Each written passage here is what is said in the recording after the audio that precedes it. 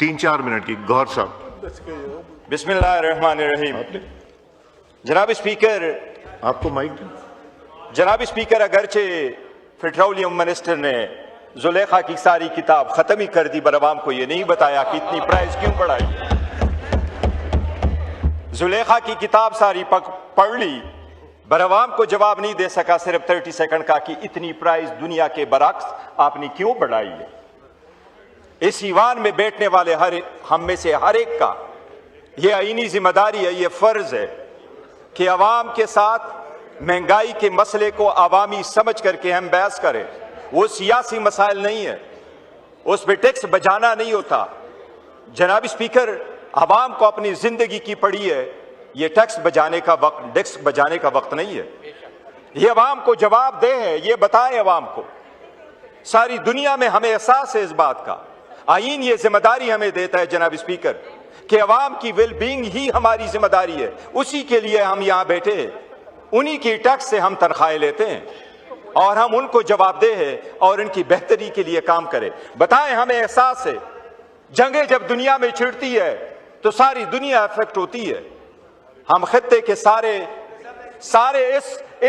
इस जंग का हमें एहसास है।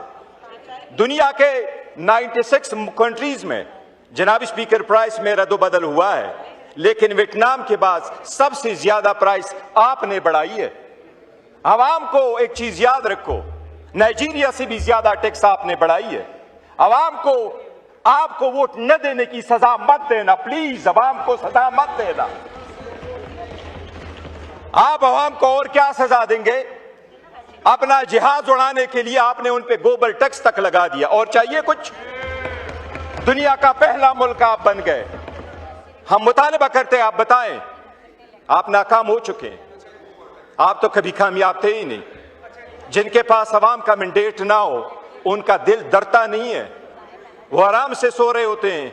मैं कल एक फेडरल मिनिस्टर का मैं नाम नहीं लेना चाह रहा था, कल वो जिस शान और शौकत से जा रहा था, मुझे दुख हुआ है।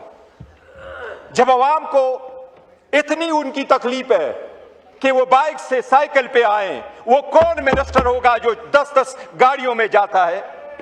शेम करनी चाहिए हमें। नाम नहीं लेता लेकिन यहां बैठा हुआ है, बड़ी अफसोस की बात है जनाब स्पीकर।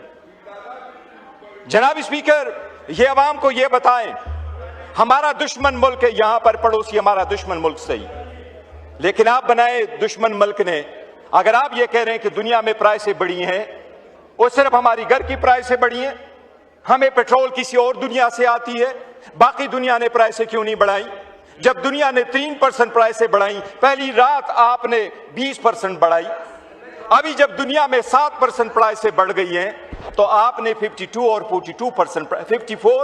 42% प्राइस बढ़ाई है। बताइए क्यों आपने बढ़ाई है? जनाब स्पीकर, वो मोबिलिटी मैनेजमेंट का आपका क्या बना? मैनेजमेंट की यस, आप पॉइंट्स नोट कर ले, बिल्कुल जवाब दे। जनाब स्पीकर, अवाम आवाज पूछना चाह रही है, चूल्हे बिचारों के नहीं रहे। हम करोड़ों की गाड़ियां ले रहे हैं। मैंने हमेशा से आपको कहा है कि प्लीज कुछ करो, इवन इस हाउस की प्राइस जो एक्सपेंसेस है उसको कम करो।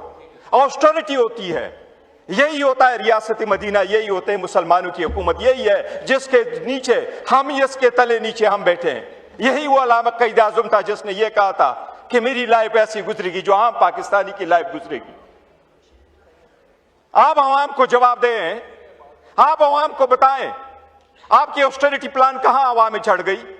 आप आवाम को ऑस्टेरिटी प्लान का नहीं बता सके। आप आवाम को बताएं, अगर ऐसा ही है तो बोले उठ के बताएं।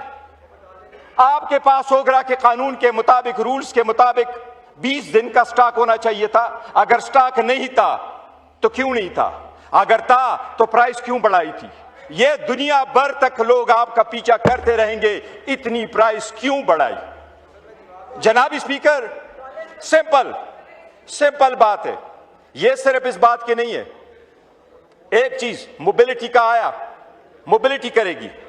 आप ये बताएं कि आपने जितनी प्राइस बढ़ाई है और आप उसकी कह रहे हैं कि मैं उसकी सब्सिडी भी दे रहा हूं, लेकिन इंडिया की मिसाल ले ले जनाब स्पीकर, मैं उस मुल्क का नाम तक नहीं लेना पसंद करता, इतनी ही हमारी सी उनकी बुग़्ज़ है। और अल्हम्दुलिल्लाह इस कौम ने, अफ़वाज पाकिस्तान ने, इस कौम की यहजती ने उनको मई 2025 में तारीखी सबक सिखाई अल्हम्दुलिल्लाह, और दोबारा भी सिखाएंगे अगर कोई ऐसा वक्त आया।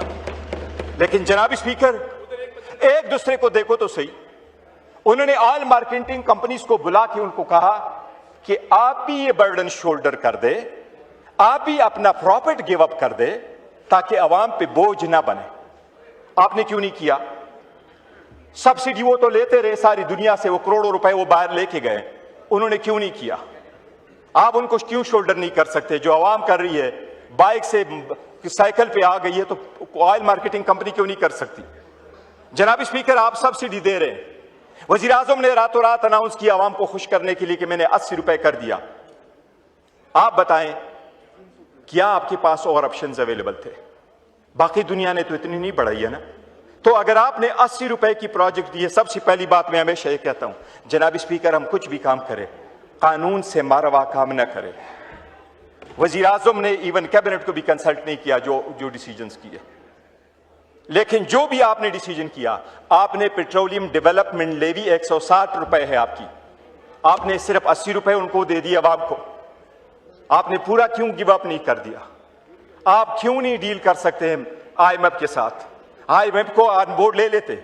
Even if you have to withdraw from the scheme, वो हम नहीं चाहेंगे, वो आपको ज्यादा पता होगा, ज्यादा रिस्पॉन्सिबिलिटी का मुजाहरा करना चाहिए ताकि मुल्क की जो इकोनॉमिक सिचुएशन है वो खराब ना हो। लेकिन आप कब तक अवाम से मांगेंगे? पहले आप कहते हैं कर्जा उतारो, मुल्क संवारो। अवाम ने हमेशा से इस मुल्क का हेल्प कर दिया, कभी आप भी उनके चूल्हे का ख्याल रखो, ये भी आपका फर्ज है। और जो भी हुकूमत हो, चाहे ये साइड हो चाहे वो साइड हो, वो भी इसको कर। मैं वाइंड अप करूं, एक सेकंड जनाब स्पीकर, और मैं आपसे एक रिक्वेस्ट करूंगा, मैं तो वाइंड अप कर लूंगा, लेकिन जनाब स्पीकर सबको सुनना चाहिए। और मैं ये भी रिक्वेस्ट करूंगा कि इसको कल पे भी इवन ले जाए, ताकि अगर कल सेशन हो तो वो कर ले।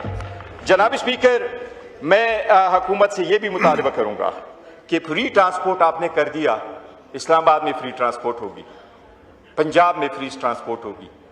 ए बादशाहाना फैसले ना किया करे। आवाम को फ्री ट्रांसपोर्ट आपने देनी है तो जिस सिस्टम के थ्रू आपने देनी है जरूर कर दे।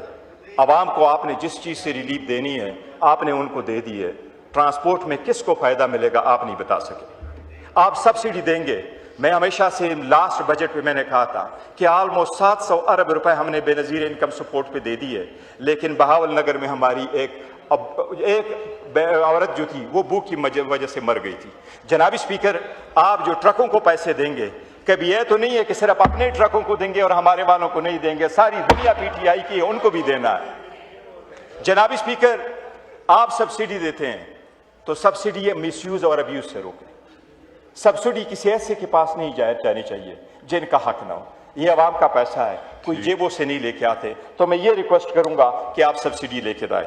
जनाब स्पीकर, एक और बात सरसरी में जरूर करूं, हम बड़े ख्वाह हैं कि मुल्क अच्छा रोल, एक सेकंड 30 सेकंड। जनाब स्पीकर, मैं ये भी अर्ज करूंगा, हुकूमत ने कहा हम मीडिएशन रोल प्ले कर रहे हैं। हम चाहते हैं पाकिस्तान हर फोरम पे बेहतरीन रोल प्ले करे। हम चाहते हैं कि हमारा दुनिया के सारे ममालिक के साथ, खासकर इस्लामी ममालिक के साथ बेहतरीन रोल हो। लेकिन जनाब स्पीकर, वज़रा साहिबान यहाँ बैठी हुई हैं, वज़ीर आज़म कभी इधर आए नहीं है। ये पाकिस्तान की इस हिस्ट्री का पहला वज़ीर आज़म है जो कभी इस पार्लियामान में आके उन्होंने क्वेश्चन आंसर नहीं किए। इमरान अहमद खान नियाजी था जो हर वक्त इनके क्वेश्चन लेता था और वो जवाब देता था, क्योंकि वो अवामी वज़ीर आज़म था। जनाब स्पीकर, मैं इनसे ये कहूंगा कि वज़ीर आज़म से मैं इतना कहूंगा और इनके कैबिनेट को कि अवाम को, इस पार्लियामान को जरूर बताए आपका क्या क्या रोल है, आप क्या क्या प्ले कर रहे हैं। अवाम को इत्मीनान में ले ले। हमने हमेशा कहा है विल स्टैंड बाय पाकिस्तान, हम पाकिस्तान के लिए हैं, पाकिस्तान के इंटरेस्ट सबसे पहले हैं। जनाब स्पीकर, वो अवाम को जरूर बताएं कि आप क्या कुछ कर रहे हैं। शुक्रिया जनाब स्पीकर। 20 मिनट के लिए